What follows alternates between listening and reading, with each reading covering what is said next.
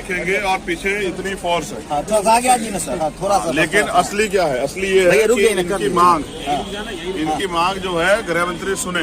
हाँ। अभी जो डेलीगेशन गया वो गृह मंत्री से बात करने का समय लेने गया है कि गृह मंत्री जी इनको समय दें, इनकी बात को सुने। गृह मंत्री जब इनसे बात नहीं करेंगे तो इनके मुद्दों का हल कैसे होगा? तो आज ये बच्चियां तय करके बैठी हैं कि ये वर्दी लेके जाएंगे। इसलिए मैंने वो जो डेलीगेशन गया है वो सिर्फ इस बात की पुष्टि करने गया है कि गृह मंत्री जी इनको वार्ता का टाइम दे। हमने देखा ना किसानों का हल कैसे निकला कि किसानों के साथ सरकार ने वार्ता की। हमें चाहते हैं इन बच्चों को भी घर जाने का मौका मिले, इनके परिवार वो तैयार है। हम तो तैयार कर लोग लड़ेंगे तो ये खुद ही, मैं अकेला लड़ता हूँ क्या होगा? ये जब हजारों लाखों लोग तैयारों को लड़ेंगे तभी बदलाव होगा। परिवर्तन चाहिए ना, परिवर्तन प्रकृति का नियम, लेकिन उसके लोगों को तैयार करना पड़ेगा ना। कोई तो ऐसा हो जिसको राजनीतिक स्वार्थ ना हो, जिसका उद्देश्य राजनीतिक चेतना पैदा करना, वही मैं कहता हूँ लोग जाके भारत माता की जय के नारे लगाने से देश जिंदाबाद। ये युवा जो हजारों की संख्या, जिनमें महिलाएं हैं बड़े पैमाने पे, जो बच्चियां हैं जिनके छोटे छोटे बच्चे उनके साथ मौजूद है, कोई 6 महीने का है, कोई 13 महीने का है, कोई 3 साल का है। ये 11 महीने से अपने परिवार से दूर है। इनकी जिम्मेदारी कौन है? इनका गार्जियन कौन है? अगर गृह मंत्री जी यहाँ 5 किलोमीटर बैठ के इनकी दर्द को नहीं सुन रहे तो कौन सुनेगा? तो मैं समझता हूँ कि निकम्मी और भ्रष्ट गूंगी बहरी सरकार जब होती है तो उस देश के युवाओं का बुरा हाल होता है। आज वही देश में हो रहा है। आज तो अच्छी बात तो ये है। तो क्या आप लोग अभी बैरिकेड तोड़ेंगे? क्योंकि जिस तरह से पुलिस का डिप्लॉयमेंट है, इतनी संख्या में पुलिस है, जंतर मंतर से तो आप बढ़ नहीं सकते हैं। क्यों नहीं बढ़ सकते? बैरिकेड लांग तो सकते हैं, तोड़ नहीं सकते हैं, तो क्या हो गया? और हमने तो बैरिकेड के इधर बैठ के भी आंदोलन जीतते हुए देखे हैं। किसान कौन सा बैरिकेडिंग तोड़े, लेकिन जीते नहीं जीते।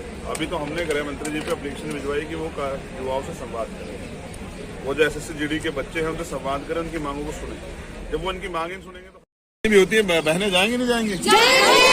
जाएगा वो, जो जाएगा वो 2 हाथ उठाए। देखना संभव है।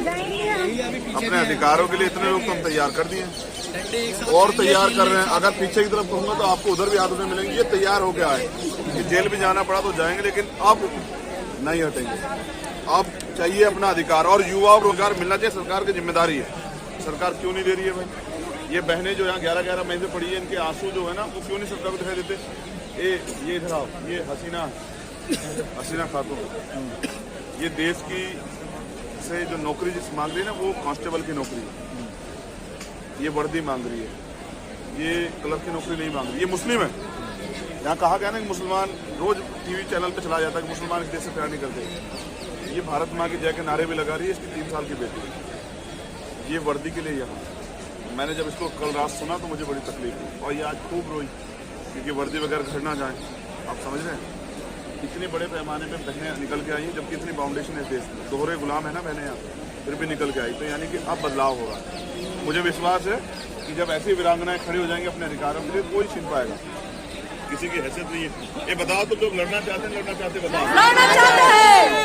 तो धीरे धीरे लोग तैयार हो रहे हैं। चंद्रशेखर जी आपको भड़का तो नहीं है? आप लोग हम लोग को सरकार भड़काती है।